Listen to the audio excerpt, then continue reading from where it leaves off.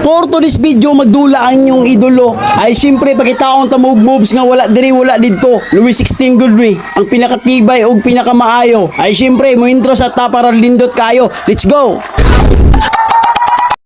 Ug karon ba kitaon ta mo onson pag-ilis sa mga saliko, pinaabdi ka na ditso, napay medyas gilabay og sapatos ay suot ditso. Aw pakitaon sa tamog mga warm up ba nga wala diri wala didto. Wala lang mga moves niya nga gamiton, pero pag abot sa dula amot lag mapuslan ba. Ug pag humanana diretso na sa karsada, pakita ag lihok nga pina-varsity walk ba. Aw dili na ta magistorya na mo diretso na ta sa basketballan. Aw ambak ning dag pinaab.